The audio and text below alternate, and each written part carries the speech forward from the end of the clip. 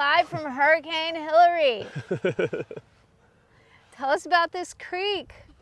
Hey guys, super stoked to have you guys with us. So we're here at Primal Pastures. We've got Lindsay, Animal-Based Bay, with us today.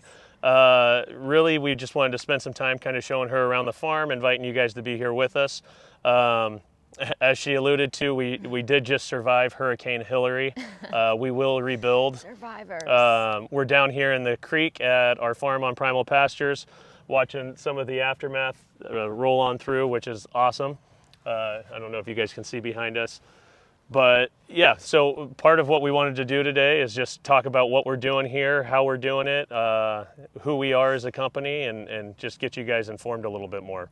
Yeah, I think last time I was here, maybe was it 2 years ago or so, or maybe a year ago? A year ago, yeah, I think a little less than. So, and it was great. You guys, so there's a lot that has grown ever since. So I'm pumped to just kind of see the details and what you guys have done recently. So maybe start there. What have you been up to in a year? Yeah, so really the thing we're most excited about is just kind of building a sense of community here at this new property. So we're on 30 acres in Southwest Marietta, Southern California. There's just not many farms here. Yeah. And so really just kind of getting the community back to the roots of what this area used to be. I mean, this used to be giant grasslands with tons of sheep herds.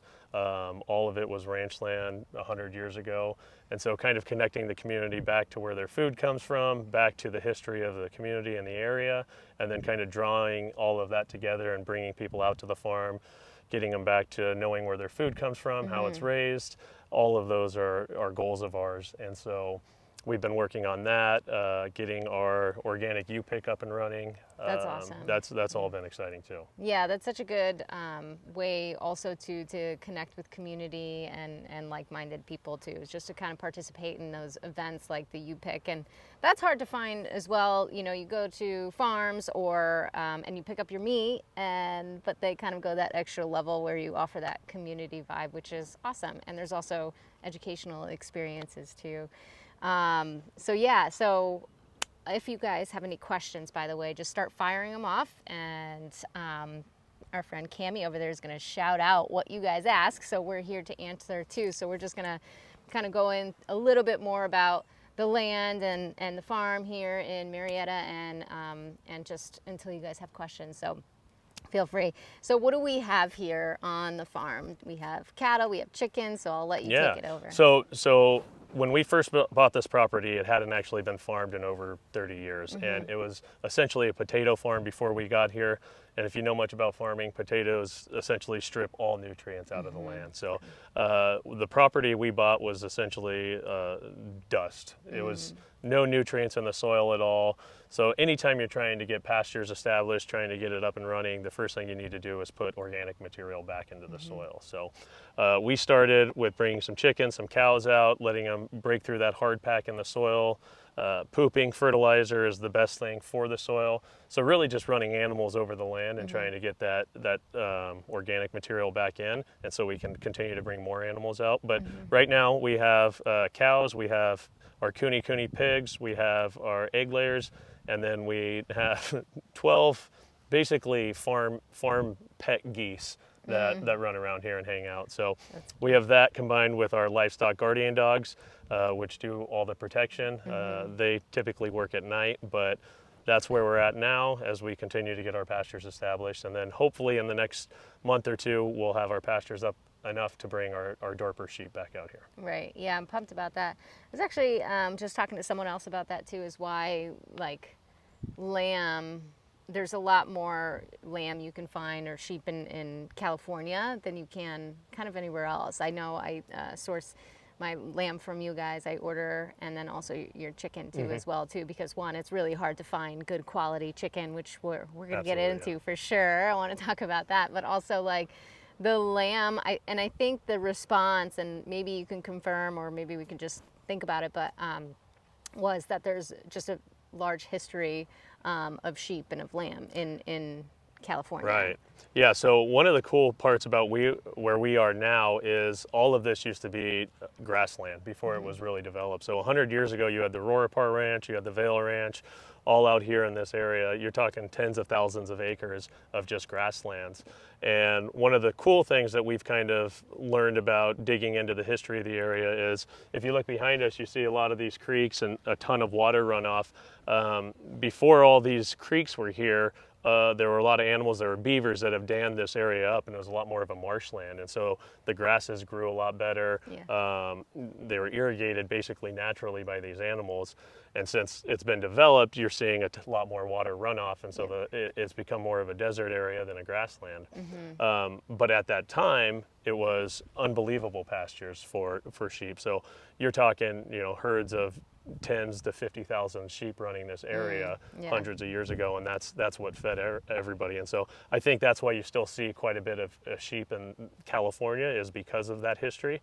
And so we're excited to hopefully get some back to this area. Cool. Maybe the culture too. Is that right? Just right. Like yeah. Cultured, enjoying lamb. I love lamb. Cool. And I know we're going to get to decoding labels too, but first, do we have any questions coming up or popping up? People just saying hi so far. Okay. Hey guys.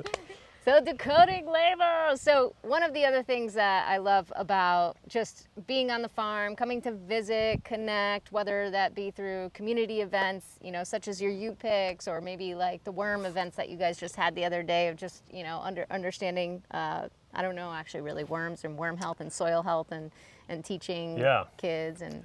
Yeah, so that's another thing that we're super excited about here is we've turned it into Farm Fridays. We've encouraged memberships, just really trying to build that sense of community in the area. And so just last week we had a worm workshop where we were inviting people in the community out just to learn about soil health and really it all starts in the soil. If you want healthy grasses, if you want healthy plants, which can then in turn feed your healthy animals, it all starts there. So we really want to give people this resiliency, is kind of what we've been saying, is, COVID gave people a lot of scares of, all right, are we going to have food security? Are we going to have this and this? And so really what we've wanted to do with this property is create a resiliency and share that with the community. So if things do get to that point, people know how to raise their own food. People know how to be resourceful. People know it's not that hard, but we've been so far removed over the last 2 generations from where your food comes from. It's been a difficult process to get people back to that. Yeah, so we're, I really appreciate somebody who's trying to teach or educate rather of how to fish instead of just give the fish, right? And in this case, the worm. But yeah, as it relates to just like being disconnected, I totally agree, where it's just we've been so far removed from our food that it's almost like we're just, trusting what we are being given, in grocery stores and so on. So I feel that, just kind of taking steps back and really trying that to get connected to our farmers. And this is why I love visiting here and talking to, people like Rob from Primal Pastures and others who really are stewards of the land and care about it. And I know you started this like homestead in a way to take care of your family and to feed your family and to nourish your family, and it just kind of grew into this. And I appreciate that, because if you want to feed your kids good food, of course I want to trust you and how you weigh your risks and rewards on this land.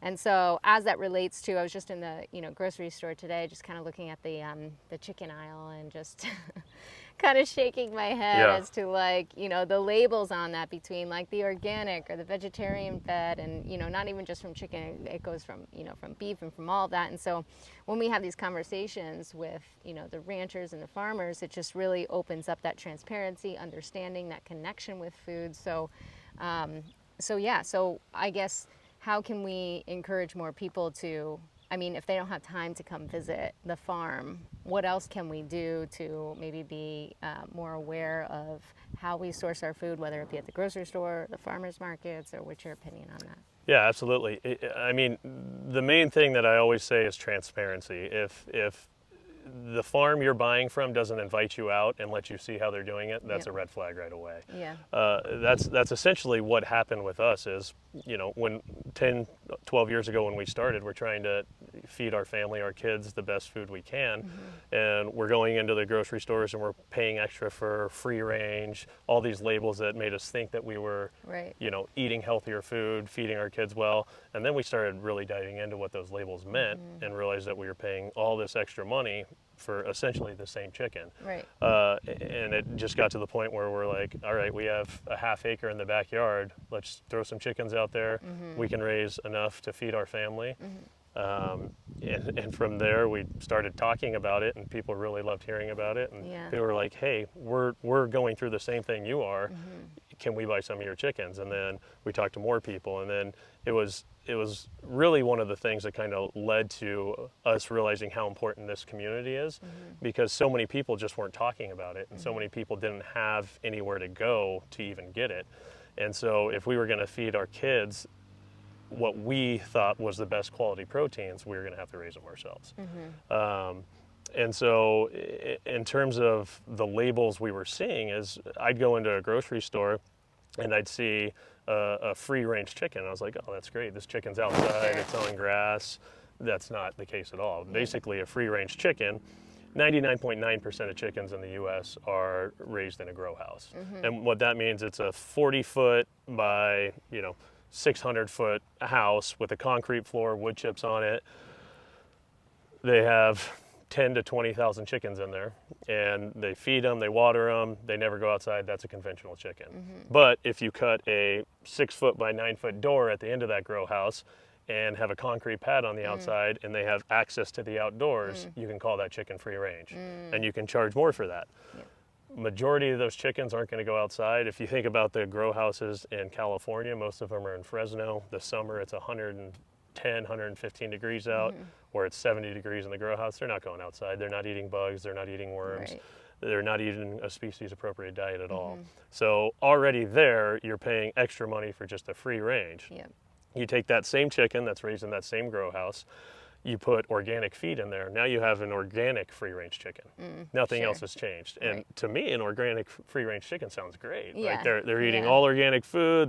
They're free ranging, but really it's just a conventional chicken. They've switched the feed out, and so you get that, and then you look at the label and you see one that says antibiotic free. Well, antibiotic free doesn't mean that that chicken's never had antibiotics. Sure. Essentially what that means is if the animals were sick, a veterinarian wrote a prescription for it, and so it was fed the antibiotics, and then supposedly they've waited long enough for the antibiotics to clear the system before they process that chicken, and it can still be antibiotic free. Oh, interesting. See, I didn't even know that. Yeah, And I know a lot of people are confused. by Yeah, that, too. and so it's just another one of the labels. And so you look at a free range, organic, antibiotic free chicken, you've got 3 things that sound great on a label, and really it's nothing what you expect. Sure. And so then it kind of became the gold standard was look for pasture raised chicken. Okay, pasture raised chicken, they can't mess this one up. It's outside, running around on grass. Well, no, that's not true either. So they can still be in the grow house, they can have access to the outdoors, and they can just be dirt lot. And that can still be considered pasture raised. So I know there's been a strong effort to really emphasize how much of a lifespan spent outside on pasture, and they're really trying to take the time to make pasture raise a little more governed and a little more, what is the word I'm looking for? Essentially, they're going to regulate it, exactly, And so at least that way you can trust it. But they're always going to find ways to manipulate these labels. And so it comes back to transparency, just what we started about. And so knowing who your farmers are, making sure they're posting about their animals, inviting you out to see how they do it, know where your food comes from. If you can't get out to the farm, make sure they're posting, make sure they're doing live feeds from their farm. You go into a grow house, you're not allowed in there. Nobody's posting from a grow house. If the farm that you're buying from is not fully open with how they're doing their practices, then you can't trust them. And that's kind of what I tell people to do too, is you literally can just go online, and if everything checks out and looks great online, their marketing is awesome, good. I wouldn't say stop there though. I would definitely email them questions or call them up and specifically ask them, be like, cool, can I come visit the farm tomorrow? I mean, you don't have to say that, you're from a different state if you are, and that right there will definitely tell you like what, if they kind of, like Rob said, if they have closed doors, kind of is a red flag for me. So that's definitely a good step that you could do right from your home, really. And just that's how you start understanding, and then maybe checking your favorite brands that maybe could not be your favorite brands anymore. But the poultry industry is just like, it's crazy, and it's really hard to find, the cattle, it's beef is a little bit easier, Right. though not, For sure. perfect in any way. It still has some like mislabeling. But yeah, the poultry industry is really, really hard to source and to find. And I don't think that people are, maybe it never started essentially as like bad and they were Right. trying to trick you, but I think it was these shortcuts that, made more money for the company, that maybe made it easier, and they didn't really think about the future and what it would do to our health or to our land and so on. And then, you get in this sort of cycle that you didn't want to happen, and now you can't really go backwards, or you think you can't go backwards, and so now you're just covering it up with this whole like, oh, maybe we'll call it this on our labels and this on our labels. Right. And so now, we constantly feel like we're, being lied to all the time, which sucks, really, like, in all honesty. And so, yeah, and so transparency is really something that And a lot. Jen Mend asked, she said she watched Food Inc. and is really starting to kind of focus in on this, and she wants to know how to visit. Absolutely. So another thing I want to get in on is getting people out to the farm. So one thing we've done as a farm is we've created this community that I've been talking about, and one way you can do that is you can become a member of our farm. And what members do is they have access to the farm. We have over 300 trees planted. We have over a mile of berries planted, all certified organic. So you can come out, you can bring the family. We're building a 2-acre eco park for you to come out and play on. We want you to relax. We want you to sit here, mingle with like-minded people. We want your kids to run around and be in nature, see how animals are raised, get dirty, get their feet dirty. We were just talking about, people come to this farm and they have this misconception that, everything's going to be clean and sterile, and it's not. We want your boots to be dirty by the end of it. We want your hands to be dirty. We want you to really, really get into it and get the full experience. So we're having classes on Fridays all the time. We're having membership. So any way you can get out here, we'd love to have you. another Primalpastures.com, yeah. And another misguided labeling, or let's say common narrative that happens, is like sanitize and clean and wash. And like, I just did a reel the other day on like our eggs, and actually I prefer, it's almost safer to eat raw eggs, or I eat the egg yolks raw. It's just what I do because, the more nutrients are intact there. But not all the time. I like cooked eggs as well. But they wash the eggs, and that washes nature's protective layer, the bloom, Right. off. So now it's exposing the pores, it's exposing it to bacteria. And then they tell you to refrigerate it, where you don't really have to refrigerate eggs. Sure, it preserves, the length of of how good the egg is in the refrigerator, but you really don't have to. And not only that, like, furthermore, it's what kind of washes are they using? Are they using bleach? Are they using, these other harsh chemicals? Or, some farms, just because they want to be up to code, do use just like water, which is fine. But these are the conversations that we need to have, Right. with our farmers, where in other words, we're kind of like, they don't tell us when, you have shelves full of eggs, what they're washing it with. It's not on the labels. So furthermore, just unraveling, all of that and what they're doing to our food. It's not even that the eggs are the problem or the chicken's the problem. It's like what they're doing to the whole process, before Right. human consumption. And so it really all goes back to pasteurization. When they came up with this idea that sterile is the best way to do it. And in reality, it's not, because being exposed to those different bacteria, being exposed to different viruses, that's how we build our immunity. That's Right. how we get stronger, Right. getting exposed to that. And so the issue is, when we went through the Industrial Revolution and it really kind of hit the agricultural field, it was mass producing everything that you could. And that served a purpose at the time, because we were able to feed a lot of people the fastest, cheapest way. The issue was it introduced a lot of new problems. It introduced a lot of disease to the animals. It introduced a lot of other things that typically 150 years ago you didn't have to deal with. Right. And so when you put all these animals in a grow house or all these cows in a feedlot, then all of a sudden you have these breeding grounds for bacteria. And so they had to come up with basically new world ways to treat that, where if you are raising an animal in a natural environment, let them express the chickenness, the basically let the animal express its animalness. Right. You don't run into that. And Right. so we talked about a grow house. You have all these chickens sitting on top of each other, pooping on each other. Yeah. When they go to process those, there's a lot of extra salmonella on the skin. There's a lot of extra bacteria on the skin. And so they have to kill that. Sanitize, And so what they do is, they don't always call it a bleach bath, but it's essentially a heavy chemical that they let the chickens soak in. Yep. It's funny because we call bleach, a lot of times it's bleach, but sometimes it's some sort of chemical formation of that so that they don't have to say they're doing a bleach bath. Sure. Whereas our chickens are dipped in a vinegar bath, and vinegar's been used forever. Yeah. And so you dip them in a little bit of vinegar bath, that takes care of it.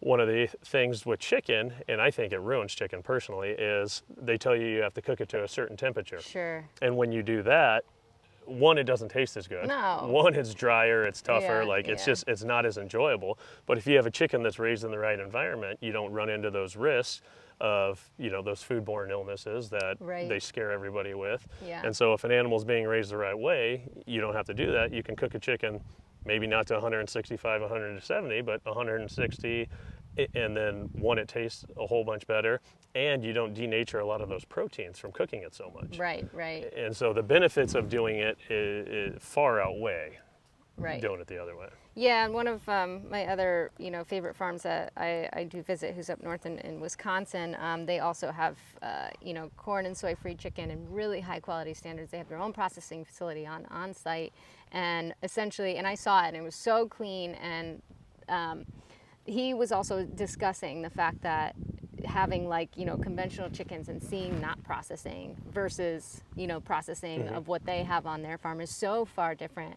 And so I asked him the question, I'm like, would you eat chicken raw then if it came from your facility? It's like, oh yeah, without hesitation. Yeah. So I guess my question to you is, would you do it with yours? Yeah, I mean, I haven't, but again, there's in other countries they are doing it. Right. Yeah, you're starting to see raw chicken become more acceptable, I guess. Yeah. Almost like a sushi, like a chicken sushi. Yeah. It's called. I know they're doing it in Japan. I ate it in Japan one time, raw How chicken. was It was good. Yeah. I mean, it was fine. It was like, and then there was some times where you would lightly sear it too as well, and it was good. And I mean, imagine because they're not mass producing much, Granted, I wasn't quite sure about the quality on that, but still, if they have the confidence to serve it raw, I imagine they're okay with that. But yeah. Let's just clarify. I'm not telling you to go to the grocery store, get a pack of chicken, and eat it raw. Please don't.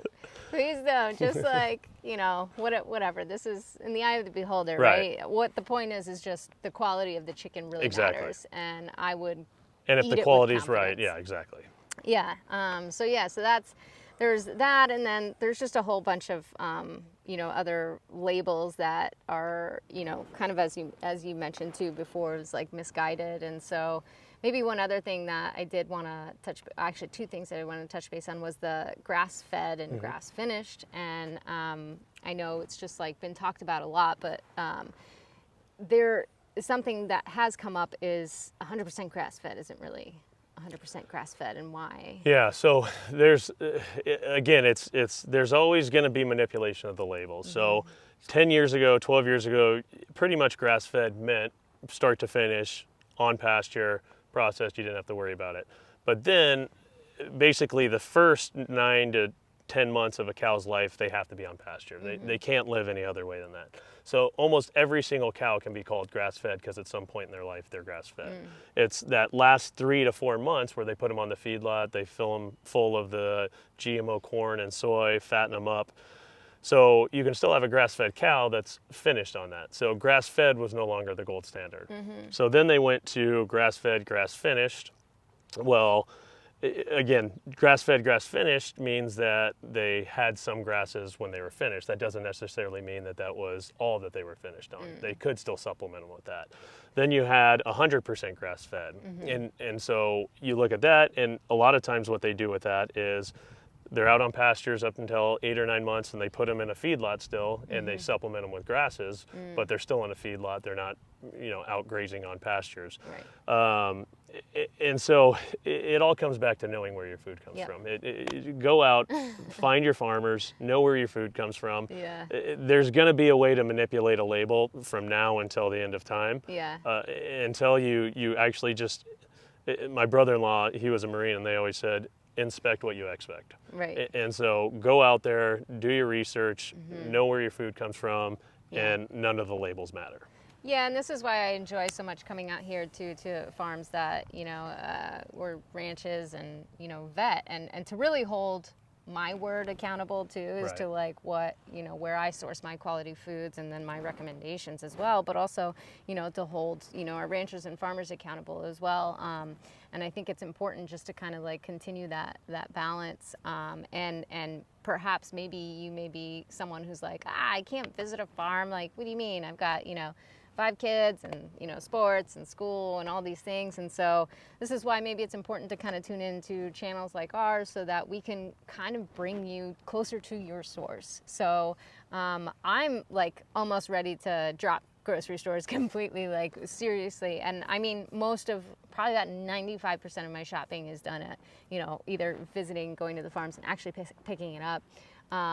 Getting them delivered from farm to doorstep, and as well as farmers markets, local farmers markets and things like that. So I completely agree in supporting local as much as possible. I mean, do you guys ever go to the grocery store? Apart from the filming reels and not to eat? They don't like it when I show up to a grocery store because usually it's knocking it. Yeah. But no, I can't remember the last time I bought a protein from a grocery store, which obviously not everybody has that ability. But that's another thing that we're trying to do as a company is we want to create the primal standard. So we're going out to partner farms. We're saying, hey, we can't raise all this by ourselves, but hey, we know this awesome farm that's doing it the right way. Like, we're going to work with them. We're going to work. And so really just bringing it all back to, this is how we want to feed our family. Not everybody can put the work in, but we're going to be open. We're going to be transparent. We're going to put our name, our brand on the line for you. And so it may not be, you're not going to be able to fly to Nebraska. You're not going to be able to fly to Northern California. You're not going to be able to come out and visit us. You're not going to be able to see that awesome farm in, Alabama or Georgia. Right. And so really just creating a network of farms that you can trust with a reputation, and we call it the primal standard that lives up to our expectations. And so having that for our customers, it has been really important, that we take a lot of pride in.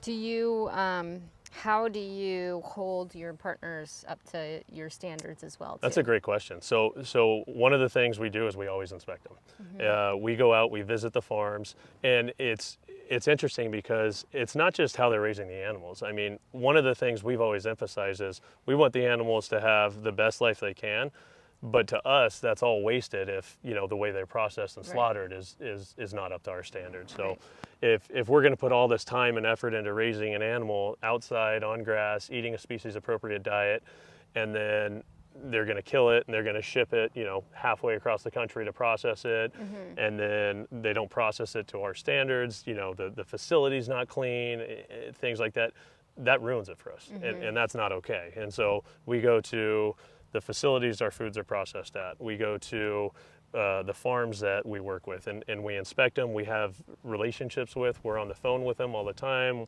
We're getting videos from them. We're sharing those with customers.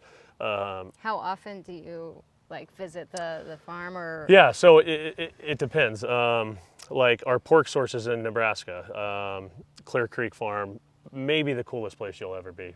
You'll want to go see it too. I need to go see you guys now. Robert and his family, they've been since the Homestead Act. I think it was 1860s.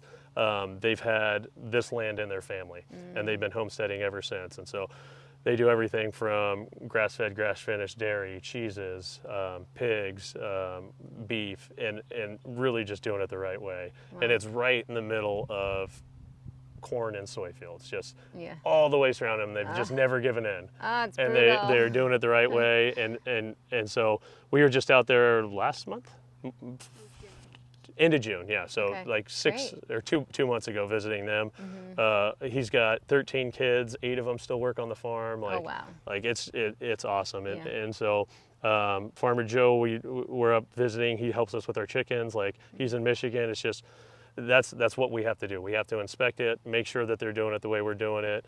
In terms of the supply chain, we're making sure that all of our feed is getting there, and so, and building a relationship with people who are like-minded and trustworthy, Right. it really makes it all worth it. Yeah, and this makes it like stress-free from a consumer standpoint too, because it's like, you know, they're holding other partners up to their standards too. So now I can kind of trust that he weighs risks and rewards, and then also just has our health, you know, at the center, as a core value, which is really important. And so I can't always be there at their, you know, the farms that they partner with, just like, you know, checking up on them or just making sure of this. So it's like, so when you do have that connection with your, you know, rancher, your farmer, your cowboy, whatever, you know, you want to, like you said, build those sort of connections Right. that you trust, and that community that supports that. So, so I'm gonna have to visit that. You're gonna have to write it down. We'll get you set up. I Yeah. would love to go see that. But yeah, I love that, and the high quality standards again that you hold for all of your producers. I did want to ask you something else, and I totally forgot. Any other So, yeah, questions carry from? on.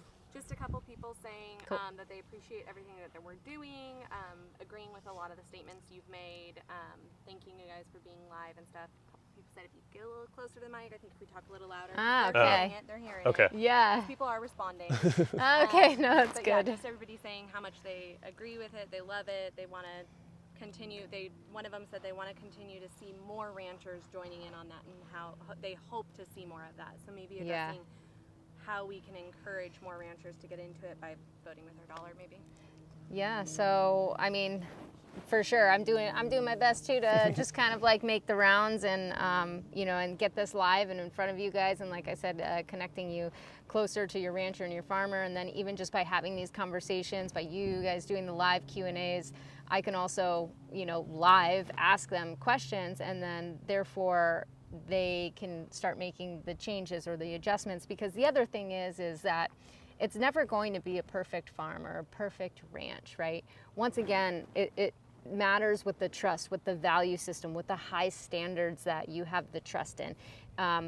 Nature happens, right? And so a lot of this times I feel like someone as a farmer or rancher has to like really get out of the way and be a response team for nature, right? And so so I think that just having that trust in how you guys kind of manage your land from that perspective. But and you know, we've talked about it all day. It's transparency. That's the bottom line. If you reach out to somebody and they're not emailing you back, they're not talking to you, they're not inviting you out, there's probably more going on there. Right. Yeah, you could start there. For sure. Gigi Dad said he came in late and he wants to know how to know that there's no mRNA vax in the meats. Ask your farmer. Exactly. None of ours do. None of ours will. There's still not any mRNA vaccines in meat in America yet. That could be changing very soon based on regulations. Small farms are going to be the ones that are able to avoid that the most.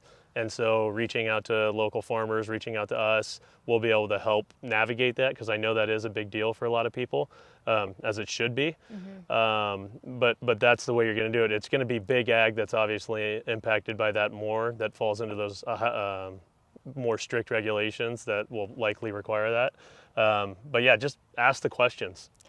I also recommend keep checking in too, because I don't know how many times I've seen like a good, you know, company once, you know, years ago where I'm like, oh, they have good quality ingredients, and you forget about like actually reading it. You just Right. like are so used to grabbing it. And they make the switch. And they make the Yeah. switch and the adjustment because of their margins Right. or something else. All of a So sudden they switch in that seed oil instead of, like an Right. avocado oil or something. because Yeah. it's cheaper. Or tallow. Yeah, exactly. Right, and I'm sure someone like, Rob and other ranchers who have this similar value system welcome that continuously like checking in and just Well, we being- love that. I mean, we get customers saying, "Hey, send me your chicken feed right now," Yeah. and they do, and they'll go through every single thing, and we're always trying to improve it. Like, when we first started, we were just organic and soy free.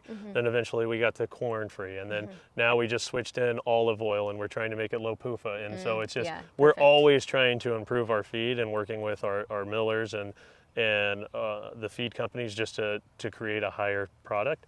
And it's not always us coming up with it. It's customers reaching out and saying, "Hey, what about this? What about this?" And you're like, "Yeah, what about that? Let's Right. do it." And so that's the relationship we have with our customers, which is awesome, and Yep. it has helped us become an even higher standard. And so because people reach out and they care about their health and they're taking a stake in their health, it helps us a lot too. Yeah, and that's a good point. So it's not just like, you guys always checking up on your farmers, but it's just having those conversations so that we can always, as a community, just make it better, make the system better. So yeah, well, I mean, I appreciate you as just like, buying, my meats from here, as well as just, coming to visit and just your openness and transparency, and then just, welcoming others in the community. And like you mentioned too, with just the community events is really important. Yeah. What do you guys have going on here tonight too? Don't you have something? So we cool? were, before Hurricane Hillary got it canceled, we had 300 people coming out for basically a homeschool meet and greet to kind of kick off the year. We were going to have a whole bunch of all of our kids, all of their classmates and everything come out. But it's a little muddy, and some of the people didn't want to get muddy, so we'll bump it a week or so, but we'll get everybody out here. And that's just all part of us building a sense of community here, getting people back to where their food comes from. So any chance we can do that, it's not something we try and monetize or make money off of. We just like having people out to the farm and showing them, and it's great for us. It's great for our kids. Our kids meet other kids that are eating the way that we want them to eat, and so they're not necessarily ostracized when they show up to school and they have meats and raw cheeses instead of Doritos and Oreos, and so it's just kind of putting people together that have the same interests and the same health desires as you do, and so that's been great for our kids as well. Yeah, building a stronger community that way. The other thing that I get asked a lot, or just like constantly comments on my Instagram just about like kids and their aversions to the way that food looks, and then their friends are having Cheetos or Doritos, and how do you do this and how do you do that? Well, yeah, there's one way to start, is trying to also source from your local farm and then seeing if they have community events. If not, maybe you talk to them, maybe they make the change, maybe they do that, right? This is kind of the whole communication thing of talking to your farmer, as well as it gives them education to like really start to understand these labels instead of you can or you can't have this. It's like, but why, right? Us as kids, I'm sure all of us as little kids were just like, but why? It's annoying, but when it comes to our food and when it comes to ultimately our health, you want them to ask those questions, or you want to provide them this education of all of it, whether it be, the worm community events, or just like, the U-Pick events, or just like even coming together with like-minded families and kids. Well, and when people come out too, I'm not the expert in everything, so I meet people who may be an expert in, ancient grains, or I may meet somebody who's an expert in what they're doing to vegetables, what they're doing, what I mean? And so when you have like the town center or the community center, and people come and they're talking and they have those discussions, I learn a ton from talking to our customers. Yeah. I mean, there's a ton of people that know way more about certain things than I do, Sure. but I'm able to come together and pick their brain, and then obviously it's better for me and my family, and so coming out to the farm and getting to know everybody is huge, and so that's what we've constantly encouraged people to do. Yeah, and I mean, I'm pretty strict animal based, but what I do believe is I really applaud those people who just care about the sourcing of their foods, whether it be plants or vegetables or things like that. And like you said, it's just it's not so much about if somebody is a little bit more knowledgeable about grains or anything like that, that's awesome, because I really fault the system of what they're doing to our food, what the processing Absolutely. is like before just the grain itself, when it was in its most pure form. Right. And so just bringing those people together, it doesn't have to be like, oh, you are only my friend if you eat meat or that, right? So it's Exactly, just yeah. bringing that sort of like mentality together. And even just being open-minded to other ideas, you know what I Yeah. mean? And just saying, yeah, that's not the absolute truth. Like for us, that's how a majority of the way we eat too. Yep. But I'm not going to sit here and tell somebody that they're dumb or they're wrong for Right. eating somewhere when they're feeling better eating the way they're doing. So Right. I'm gonna do what's worked well for us and offer that information and but having those open conversations is what we're all about. And you have a lot more to offer too, is more than just like, raising chickens or cattle and like managing the farmland, because you are a physician assistant Yeah. or you have that background. So it's super helpful to just kind of have that that other lens. Yeah, and that's helped a lot too, because I've been able to really dive into, the pathophysiology of how certain things work. And so many times in Western medicine, they harp on, we've been doing a series on cholesterol and LDL lately, and they'll talk about how LDL is terrible for you. And we've gotten into, no, LDL serves a purpose in the body. Sure. Like it's a transporter. It's without it and without cholesterol, we can't function. And so instead of villainizing it, we talk about ways to get appropriate amounts of it, healthy forms of it, having good balances with your HDLs and things like that. And so, yeah, that's offered a lot to me that I can tie back into how the animals are raised to ensure that when you eat these, that it does the right things in our body as well. So Yeah. it's been a nice little balance. Yeah, and I appreciate that too. Just, once again, it just is that much more like the fact that you do have that sort of well-rounded, also focus on health and understanding that part of it too, is really helpful. So I appreciate you. Do we have any more questions? That's it. Just a couple people still saying hi. They agree 100%. So Okay. a lot of great people on this. Don't just agree with us. Yeah. Stop it. Ask us questions. Challenge us. But we appreciate you guys. And Yeah, thanks for watching. We're gonna. Did get one Oh, popped in. there we go. Have you had any pressure regarding livestock carbon footprint regarding Green New Deal scam? Green Scam. New Deal scam. What is this scam about? What is this? So yeah, so no, we haven't. Is there more, Kami? No. No, It was okay. a different question. I'll come back to that. Yeah, and so one of the nice things about what we do is they really, really like what we do because we sequester a ton of carbon with the amount of grasses we raise. And so many times you're hearing about cow fart, you're hearing about the negative impacts of that. But if you have healthy pastures, you sequester way more carbon than you're going to put out. So that's not something we've had to deal with. Some people don't understand how that works, and they still say, "Oh no, cows are causing climate change." But there's less cows now than there were buffalo 150 years ago. So it's not the animals; it's how the animals are being raised. Exactly. And so if you're getting pasture-raised animals that are on healthy pastures, carbon's not an issue. You're sequestering oftentimes more than you're putting out. And then somebody asked how long fresh eggs that are unwashed will last when not refrigerated. Yeah, so as long as they're not sitting out in 100 and 110 degree temperatures, they'll last for up to a month, sometimes even more. And you can just, at my house, I just have a carton of eggs sitting on the counter all the time. Sometimes we go on vacation, we come back, there's nothing wrong with them. So as long as they're not being exposed to super extreme temperatures, you can have them sitting on the counter for sometimes 2 months and they'll be fine.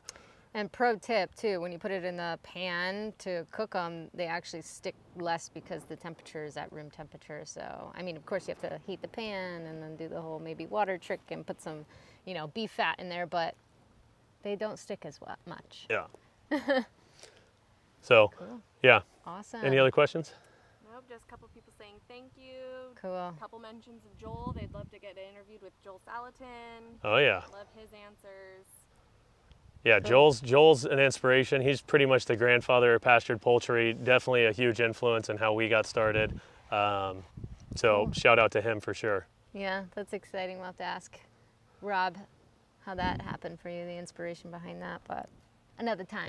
Yeah. Awesome. So yeah, we're gonna go tour the farm after this. We'll be posting some other videos. So tune back in later, and we'll show you guys some reels and stuff from the rest of today. Cool. Thank you guys. All right, thanks guys. Thanks. Okay, ended. All right. Woo.